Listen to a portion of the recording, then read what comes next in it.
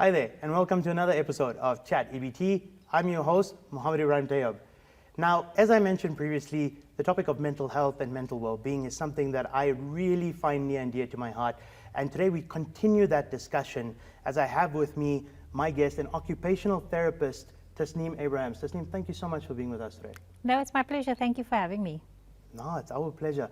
Tasneem, before we jump in, occupational therapist, give us a little bit of background. I think many people perhaps don't know exactly what an occupational therapist does. Please share a little bit of insight to that. So, occupational therapist in the name is the word occupation, which in our point of reference refers to anything that occupies your time. So all the things that you need to do, are required to do, or would like to do, activities, tasks, those are all occupations. And occupational therapy is all about helping people engage in meaningful, purposeful occupations, and where there is a disconnect between what they need to and require to do and what they are able to do, that's where we step in. And so there's a big misconception that most people's reference to occupational therapy is what they've come into contact with. So if you have had a child or you know children that have gone to OT, people tend to think that that's all we do. But actually there are many, many OTs that work in neurorehabilitation, physical rehabilitation. I myself is in mental health. We even work in work medical incapacity assessments, in medical claims. We can literally work in any area where people's occupations are affected. Oh, okay, well, funny enough, I actually did not know that, so shedding some light already there, so thank you very, very much. What made you make that change, or rather specialize in that particular field? So, although I've worked in both physical, neurorehabilitation and mental health, I've always had a love for mental health. And in my previous job, I worked at a school for kids with moderate intellectual disability. Okay. It was a vocational school. And what I found was that there were a lot of kids who didn't technically have an intellectual disability, but they struggled with learning difficulties because of conditions like ADHD that was often undiagnosed, because it's quite inaccessible to get a diagnosis for ADHD. Yes. And a lot of the kids that we worked with, they came from disadvantaged communities. So they were not necessarily picked up in primary school as having an issue, and so their learning fell behind. And they were teenagers because it was a high school. And so I started to really take an interest in this specific field, and especially because ADHD predominantly affects your executive functioning, the aspect of your brain that helps you do things, and that just played so well into what occupational therapy is all about. And so I left that job to start my own practice, specifically working with that population. I'm actually a person that was late diagnosed with ADHD. I got diagnosed at the age of, I think, 33. But I have noticed that a lot of people these days are getting recognized, or rather diagnosed at this late stage, in the mid-30s, sometimes even in your 40s. Why do you think there's been such an uptick in that? So I'm glad you asked that question, because I think it's important that we address particularly the older populations. And this happens in every generation. When research improves in a particular condition or diagnosis, you see an increase in that diagnosis. And every generation says about the generation before, we didn't have all of this, ADHD, autism, all of this stuff. Every second person has got a diagnosis. The correlation is with the research. The more you know about something, the more easy it is to detect, and also accessibility to diagnostic tools, etc., has increased. So it's not that more people have ADHD than before, it's not that ADHD is on the rise, it's that more people are now getting the help that they never had before. And also the other issue is that there's still a lot of stigma around a diagnosis like ADHD. So obviously, again, a lot of stigmas around ADHD medication. But one of the things that I've always been concerned about, so for instance, I take medication, right? Now medication, as you mentioned, is not just that magic pill that you take and then you're done and you're perfect, right? There's a lot that goes into it as well, that in the sense of, is my medication not working the way it's supposed to, or is it just bad habits maybe built up over the years? Explain to us a little bit about what the medication actually assists people with ADHD with. So again, because ADHD is not an illness or a disease, that's why medication is not a magic pill. If you have the flu and you take an antibiotic, you get better. That's not what ADHD is. So because ADHD is so complex, there are aspects of your ADHD that is related to the chemicals in your brain, and the medication just impacts that. But it doesn't impact everything. And one thing to note is that it might enhance a ability, but it doesn't teach a skill. That's the key thing. There's a difference between an ability and a skill. And the analogy I like to use with my clients is, if you think of a character like Spider-Man, right? When Spider-Man, before he was Spider-Man, he was an ordinary boy, and then he gets bitten by a spider and suddenly has all these enhanced abilities. So if you think about the medication being like the impact that him being bitten by the spider, it enhances certain abilities. Yeah. But we all know, we love the movie of Spider-Man, that in the beginning, the origin story, he can't climb, he falls off the walls, he misshoots the nets, and he's met with all these moral dilemmas about when does he save somebody, when does he not. That is the skill part. So while the medication enhances the abilities, you still need to learn how to apply those in the correct way. You still need to learn what your core identities and your values and what it is that you want, what is the place you have in the world to know how to direct all of this enhanced skills and abilities. But like anything, even with Spider-Man, is that over time, those skills and abilities, the more the person, he uses his skills and abilities, the more he's faced with more complex problems, the effects kind of wear off. Yeah. So he has to relearn, because we as human beings, we're constantly growing and developing. You don't stay the same. Your hormones change, your dreams and desires change, your life circumstances change. And so while your enhanced ability is there through the medication, it kind of loses its effectiveness when suddenly there's this change and you need to apply it in a new kind of way. And I think that's how you need to think of medication. And I find it interesting because if I use the same example, diabetes. I think that makes so much sense. It's like that light bulb actually going on. So I love that. Thank you very, very much for that. No, you're most welcome. The other thing I wanted to discuss is the people around us. You know, you mentioned environment, right? Which is very, very important. But ADHD doesn't necessarily just affect the person. It affects a lot of people around them as well, whether it be spouse, whether it be children, whether it be siblings or parents. What advice would you give to the people around the person with ADHD in helping them better understand how to assist that person? So I think education and knowledge is really powerful. Even with an individual themselves, I always say that healing and self-development and growth all starts with self-awareness and knowledge. So even for you yourself, knowing yourself, knowing your brain, like being present and mindful of how things are changing for you is like the cornerstone. If you don't have that, it doesn't matter how good your therapist is, you're not going to be able to improve if you aren't open to first learning about yourself. So the same thing applies to people in your life, that they need to also be open to understanding you, but themselves as well. Because, like I said, everybody has executive functioning challenges, and it's understanding, like, you kind of have to think of it like this puzzle. So you have to kind of understand where the edges and the shapes of that person's puzzle piece is, but you also have to understand what the shapes and the pattern is on your puzzle piece to understand. You can't put it on that side, it's not going to match, you need to put it on this side. How do you actually mesh together? So I would say for people in the lives of others with ADHD, it's understanding that person, but also understanding yourself. And in that instance, learning together, communication, that is really key. Really talking about what it is that you're struggling with.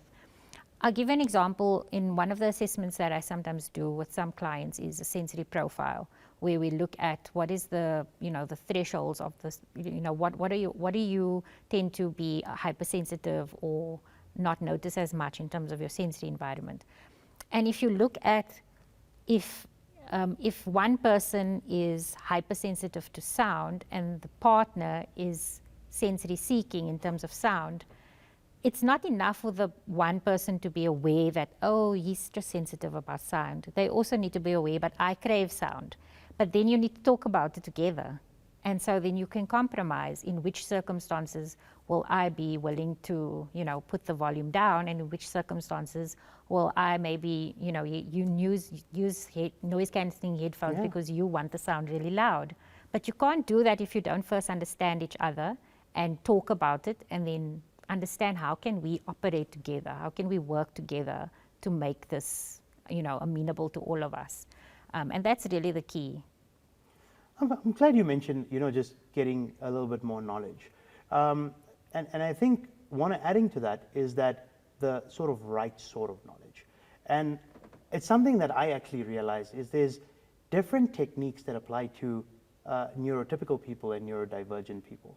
And I think a lot of times people with ADHD or executive dysfunction will look at ways to better their production,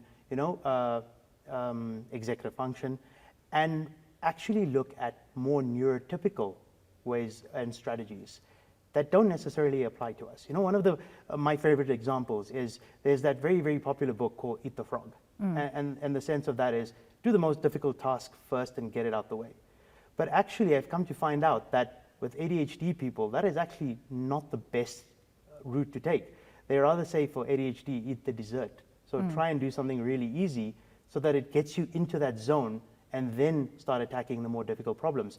But had I been that person that just said, oh, everybody tells me this is a really good book to help with my executive function, I'm going to read Eat the Frog. And you just get that frustration because it's just something that's not really geared towards a neurodivergent person. Yes, absolutely. But I think it's not so much a case of neurotypical versus neurodivergent. Yes, for most people who are neurotypical, the similar advice will follow. But I think the key thing to remember is that our brains it's about neurodiversity, isn't about necessarily having ADHD or not. We are all neurodiverse. Neuro is brain, diverse is difference. We all operate differently.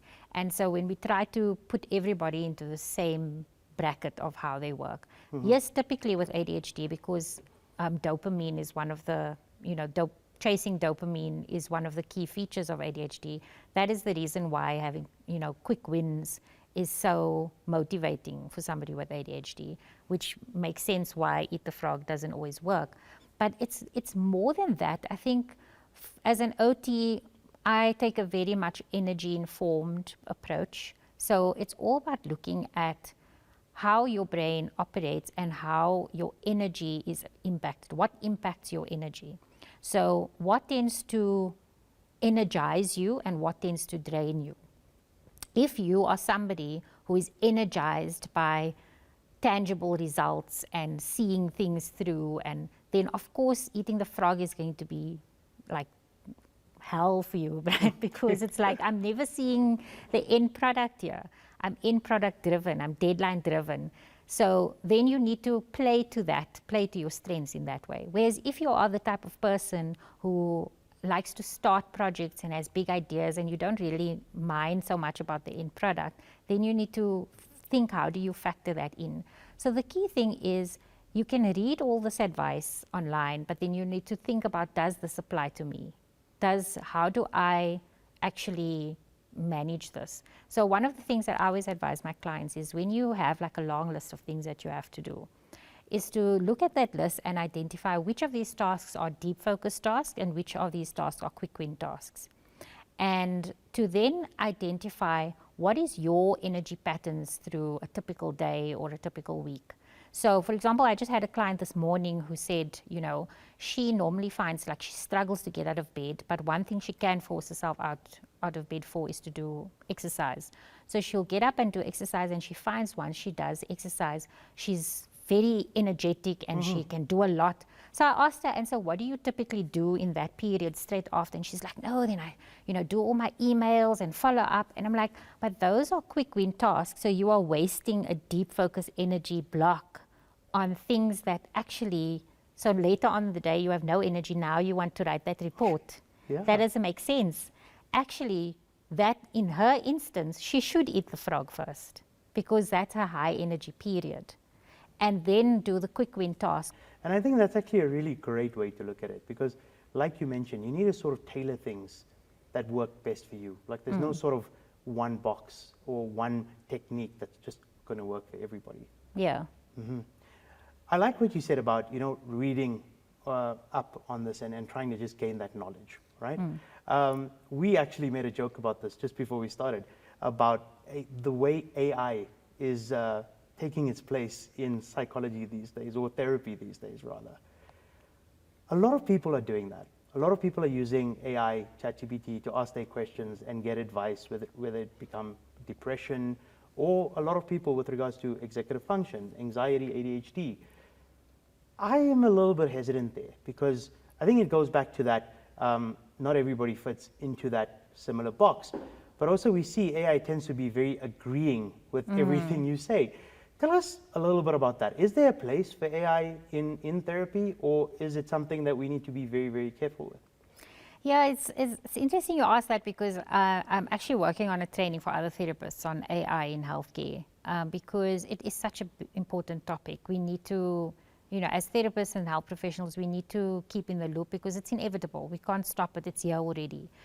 And you are absolutely right. There is a big danger in people turning to AI, the native tools, for therapy. And we've seen in the news and legislature in other countries, because there's been instances of suicide being linked directly to the AI interaction. There was a case I think it was in the US, of a teenager who committed suicide, and that was after his interaction with the AI, where the AI actually even gave him the advice on how to go about, doing this. Because, like you said, AI and technology is the whole goal. What is the currency with technology? It is increased use, right? So AI is designed to make you feel validated and keep you on the platform. So that's why AI will, you will ask it something and it will say, would you like me to do this next? Normally, maybe you would have gotten the answer and been like, okay, I'm good. But because it asked you, okay, so would you now like me to do this? You're like, okay, yes, do that. And then you keep going and you keep going, right? So there is some real dangers around AI, and we are seeing now, people are waking up to that it needs to be more regulated. But that's not to say that there isn't a place for it and we can't use it. It's one of those things that, like anything good, there's a bad side. And so what we are seeing now is that they call it digital therapeutics, or digital therapeutics, where there are technologies that are being developed specifically for healthcare and therapy. And those tools then build in the safeguards, where they're using the AI not as a generative, interactive tool, but they're using it more to elicit processes that are based in actual therapy, in conjunction with like having a therapist or somebody that can support you. And because I think these tools because therapy is expensive, not everybody can afford therapy. So it does, like I say, there's the good and the bad. It improves access to people who don't have access to therapy, but the dangerous part is if it's not regulated, it's not supported, it can also easily go the opposite direction. No, very, very true. And as you mentioned, there is serious concerns there. So yeah, I'm glad step towards either being diagnosed or improving the executive function. How can they get hold of you? What's the process like? So if you want a diagnosis, again, I want to reiterate, ideally you should go to a psychiatrist, but you can also go to a clinical psychologist or an educational psychologist. As an occupational therapist, we can do a screening for it, but it's not an official diagnosis. We are first-line practitioners. We can say most likely you have ADHD, but it's not an official diagnosis. So that's the route you have to go for a diagnosis. But like I said, you don't need a diagnosis to address the executive function challenges. So if you are struggling with executive functions, then it is good to go and see an OT. I think at this point I'd like to note what is the difference between psychology and OT. Yes, please. They work very well together. So psychology is talk therapy. It's very much addressing the thinking brain and how your thought patterns and your emotions and your emotional regulation impacts how you operate in the world, but it's not skill building. So occupational, where psychology is talk therapy, occupational therapy is doing therapy. And they often work so well together. So a lot of my clients are actually referred to me by psychologists. So I don't have a website per se, but I have a booking page. So they can go to Tasneem Abrahams ot.bookem, BOOKEM, bookem.com. And on there, they can book online, so they can easily just choose a slot that works for them. I'll get notified and then first confirm in my diary that that is available. My advice usually, I don't like to see people for a session just off the bat. So I usually say first on my booking page, you'll see there's an option to book what I call a good fit meeting, either online or in person. It's basically the same as picking up the phone and speaking to somebody, but it's easier when you have a dedicated slot. So I offer this 30-minute meeting where you can explain to me what is it that you're struggling with, what are you looking for the solution for, and then I can gauge whether is there a good fit. Because sometimes I've had people come to me and say, this is what they're looking for, and I'm like, you know what, right now OT isn't the right route for you. And I can say, I think you need to see this type of person, and I can find them a person in the area or whatever. I've had people who contact me from other cities, and although I do online therapy, sometimes I can recognize that this person needs to see someone in person. And then I will say, I'm not the right fit for you. Let me find you somebody in the area. So that's what we do, because when we get that out of the way, if they do go and proceed with therapy, in that first session, we don't have to, go through all that. Yeah, and what are your rates, and how do you, we deal with all of that in 30 minutes. And when we start, we dig straight in, and we, make the most of that first session. Oh, brilliant. Tasneem, I can't thank you so much for the conversation that we had today. I thoroughly enjoyed it, and I'm sure the viewers are going to as well. I love diving into this topic. As I mentioned, it's something I'm very, very passionate about, just because of the stigmas against it, because of the awareness that needs to be created around these topics. So thank you for joining and sharing this knowledge that you have with us today. No, you're most welcome, and I think I'm very passionate about spreading the awareness and the knowledge. I by no means know everything, because nobody knows everything. So I usually do share my learnings and insights. So also, if they want to follow me online, my Instagram is Adult ADHD Therapist, so pretty easy to remember. Or they can just look for Tasneem Abrahams on LinkedIn. I'm like all capital letters for some reason. So if they look for me on LinkedIn, that's also a good place to find more information. No, lovely. Thank you. Welcome. All right, that's our show. As I mentioned, these are topics that just need to be spoken about more and more so that we can create the awareness, and I hope we are helping towards that. My name is Mohamed Ebrahim Tayob. You're watching Chat EbT. Until next time.